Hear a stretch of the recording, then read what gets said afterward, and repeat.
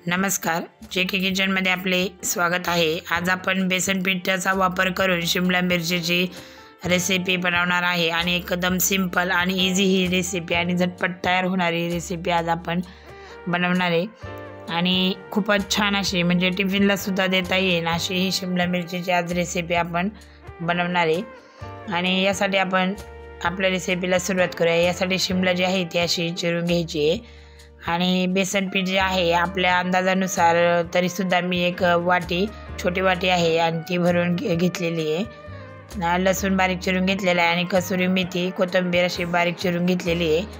आता सुरुवातीला आपण कढई गरम करायला ठेवलेली आहे आणि कढईमध्ये बेसन जे आहे ते असं भाजून घ्यायचं आहे, थोडंसं भाजून घ्यायचं आहे व्यवस्थित। कच्चा सरपणा जाईल बेसनाचा अशा प्रकारे आपण हे बेसन जे आहे ते असं छान असं खरपूस असं भाजून घ्यायचं आहे। कमी जास्त करून गॅसवर पटकन आपण असं बेसन हे भाजून घेणार आहेत। आता आपलं बेसन जे आहे ते असं भाजून झालेलं आहे ते आपण एका साईडला एका डिशमध्ये काढून घेतलं आहे। असं झटपट असं आपलं हे पीठ आहे हे भाजून झालेलं आहे आणि हे आता आपण असं साईडला एका डिशमध्ये काढून घेणार आहे आणि लगेचच आपण त्या कढईमध्ये आपली शिमलाची मिरचीचं फोडणी लगेचच आपण तयार करणार आहे। आणि शिमला मिरची शिजवण्यासाठी जास्त वेळ लागत नाही, ती परतली की लगेचच ती शिजली जाते।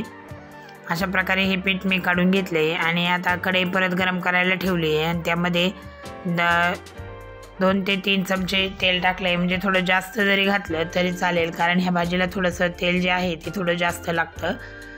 आणि आता आपण यामध्ये तेल तापल्यानंतर जिरे आणि मोहरीची फोडणी द्यायची आहे।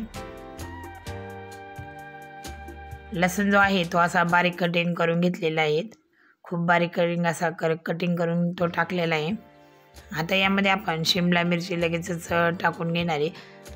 आपण चिरलेली जी शिमला मिरची आहे ती अशी टाकून घ्यायची। आपण शिमला मिरची अगोदरच स्वच्छ धुवून आणि मग चिरून घ्यायची आहेत आणि नंतर अशी आपण ही परतायला टाकायची आहेत।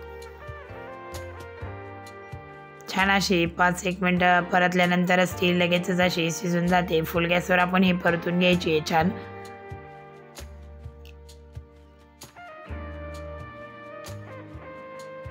अशी परतून झाल्यानंतर आपण यामध्ये मसाल्यांचा वापर करणार आहे। बघू शकता तुम्ही ती आपली लगेचच अशी शिजल्यासारखी दिसते, जास्त परतल्यामुळे ती लगेचच शिजते। आता यामध्ये लाल मिरची पावडर टाकली आहे, मी घरगुतीच लाल मिरची पावडर ती घातली आहे, धना पावडर घातली आहे। तुम्हाला जितकं तिखट हवं असेल तितकं तुम्ही तिखटाचं प्रमाण वाढवू शकता। काश्मीरी लाल मिरची पावडर टाकली आहे, गरम मसाला सुद्धा यामध्ये आपण टाकून घेतलेला आहे। नंतर हळद घातली आहे, आमचूर पावडर सुद्धा यामध्ये टाकलेली आहे। तुम्हाला हवा असेल तर तुम्ही थोडासा लिंबूचा रस टाकू शकता जर आमचूर पावडर नसेल तर। आणि कसुरी मेथी घातली आहे, 1 चमचावर कसुरी मेथी घातली आहे, कोथिंबीर टाकली आहे। आता हे असे सर्व मसाले यामध्ये टाकले आहेत आणि तुम्हाला जर यामध्ये अजून जास्त जर मसाले ॲड करायचे असेल तर तुम्ही यामध्ये जास्त मसाल्यांचा वापर करू शकता। आणि आता यानंतर मी यामध्ये चवीनुसार मीठ घातलं आहे आणि थोडासा चिमूटभर असा हिंग सुद्धा टाकलेला आहे। अशी सर्व मसाले मी यामध्ये टाकून घेतलेली आहेत। आता ही अशी छान अशी परतून घ्यायची आहेत। मसाले सर्व आपल्या शिमला मिरचीला लागली पाहिजेत अशा प्रकारे आपण हे परतून घ्यायची आहेत। आता ही परतून झाली की लगेच आपण जे बेसन पीठ भाजलेलं होतं ते यामध्ये टाकून घ्यायचं आहे। अशा प्रकारे छान असं आपण हे मिक्स करून घ्यायचं आहे, जेणेकरून संपूर्ण शिमला मिरची जी आहे तिला संपूर्ण बेसन पीठ लागलं पाहिजे अशा प्रकारे आपण ही परतून घेतली आहे। बेसन पिठाचा थोडासा जास्त वापर मी यामध्ये केलेला आहे। अशा प्रकारे ही सर्व अशी परतून घ्यायची। मी थोडेसे फुल गॅसवर अशी पटपट अशी परतून घेतली आहे।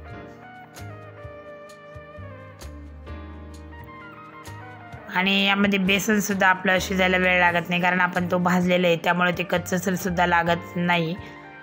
असं नुसतं परतून घेतलं तरी पण आपली ही भाजी तयार होते।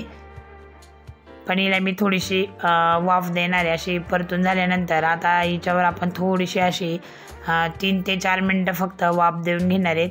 नाहीतर तुम्ही अशी सुद्धा परतून लगेचच सुद्धा ती तयार होऊ शकते। पण मी याच्यावर थोडीशी वाफ देण्यासाठी झाकण ठेवणार आहे आणि 2-4 मिनटंच फक्त वाफ देणार आहे।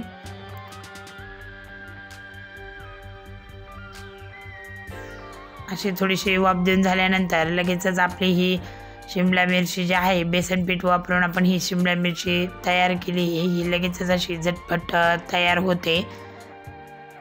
वाफ दिल्यामुळं ते बेसन पीठ जे आहे ते पूर्ण आपल्या शिमला मिरचीला चिकटलेलं आहे आणि खाण्यासाठी सुद्धा ते असं मोकळं सुटसुटीत राहत नाही, म्हणून आपण थोडीशी वाफ देऊन घेतली आहे।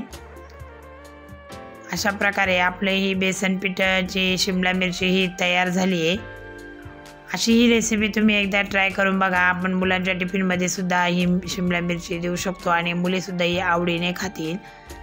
आणि आपण ही आज रेसिपी बनवली चटपटीत आणि झटपट अशी खातात बनवलेली शिमला मिरची आणि झणझणीत अशी ही मिरची आपण आज बनवलेली आहे। आणि तुम्हाला जर व्हिडिओ आवडला असेल तर लाईक, शेअर, सबस्क्राईब करा